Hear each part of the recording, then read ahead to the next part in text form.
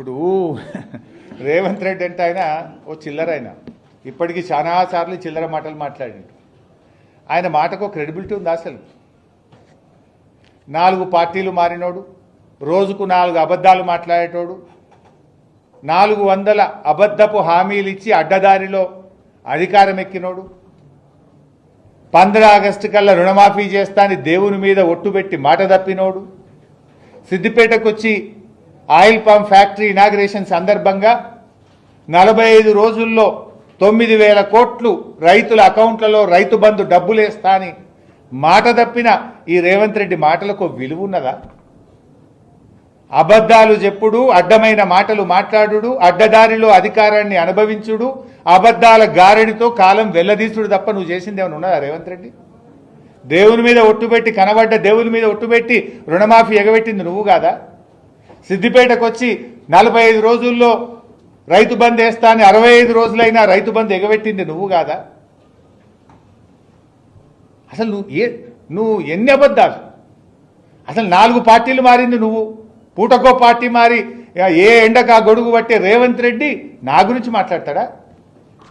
నేను ఇప్పటికి 100 సార్లు చెప్పిన, నా జీవితం అంతా కేసీఆర్, నేను బతుకున్నంత కాలం బీఆర్ఎస్ అని 100 సార్లు చెప్పినా, ఇంకా 100 సార్లు చెప్తా. నువ్వేంది చిల్లరోనివి? నువ్వు అసలు నీకు నా గురించి మాట్లాడే నైతికత తక్కువ ఉందా?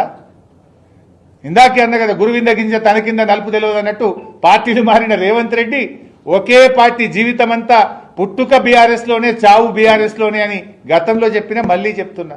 కొత్తగా చెప్పేదేముంది? నువ్వు పూటకో పార్టీ మారుతావు. ఇవాళ కూడా కాంగ్రెస్లో ఉన్నావు, మోడీ గారి పాట పాడుతున్నావు, బీజేపీ పాట పాడుతున్నావు.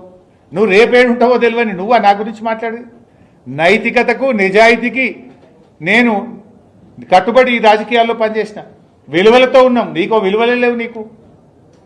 అసలు నీ ఇంటి పేరు మార్చుకో, యనుమల రేవంత్ రెడ్డి కాదు, అబద్ధాల రేవంత్ రెడ్డివి నువ్వు. నీ ఇంటి పేరు మార్చుకోవాలి నువ్వు. ఎన్నికలప్పుడు నువ్వు చెప్పినటువంటి అబద్ధాలు నమ్మే ప్రజలు మోసపోయిండ్రు. ఇవాళ ముఖ్యమంత్రి కుర్చీలో కూర్చొని కూడా అబద్ధాలే మాట్లాడుతున్నావు నువ్వు. ఒకవైపు జియో రెన్యూవబుల్ ఎనర్జీ అంటావు, ఇంకోవైపు 24 గంటల ఉచిత కరెంట్ ఇస్తా అంటావు. ఎక్కడికెళ్ళి ఇస్తావు? రెన్యూవబుల్ ఎనర్జీ అంటేనే నీకు నీ ఆర్పీడీసీఎల్కు ఎండ కొడితే కరెంట్ వస్తుంది, ఎండ పోతే కరెంట్ పోతుంది. ఇక దానికి 24 గంటల కరెంట్ ఎక్కడికెళ్ళి ఇస్తావు? పచ్చి అబద్ధాలు మాట్లాడుతావు రేవంత్ రెడ్డి. చిల్లర